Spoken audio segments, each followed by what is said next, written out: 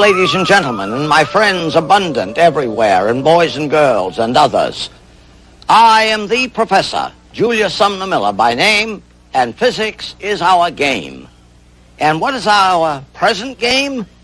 It is to make clear to you the distinction between heat and temperature. Heat and temperature. These phrases, words, terms are used abundantly erroneously, and so I would hope to make clear their distinction.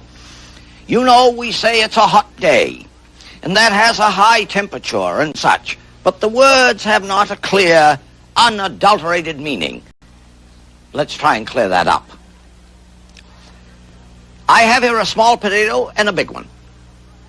This one perhaps 4 times the mass or weight of this one. We will imagine the following experiment which will distinguish these two ideas. I put them in my oven. Door of the oven, put them in, close the door. You all see that they are in my oven. Door open, door closed. Yeah, they're in the oven. Now I'm going to bake them for a long, long time, not for the purpose of getting them ready to eat, but for the purpose of making clear the difference in these words. Let them heat up a long, long time. Heat up. So that I am sure that they are, small one, big one, at the same temperature. Same temperature. They have come to thermal equilibrium with the temperature of the oven. They are the same temperature. T equals T.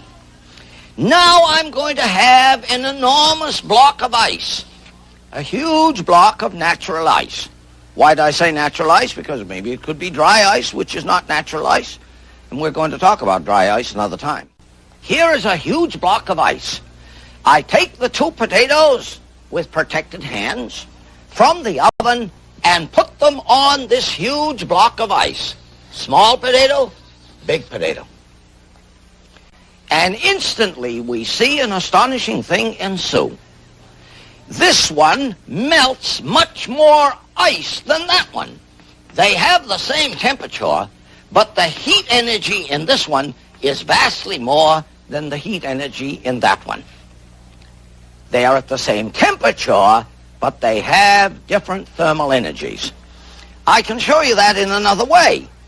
Here I have a slab of paraffin with different size spheres of iron. Different size. These spheres were heated in an oven and all brought to the same temperature.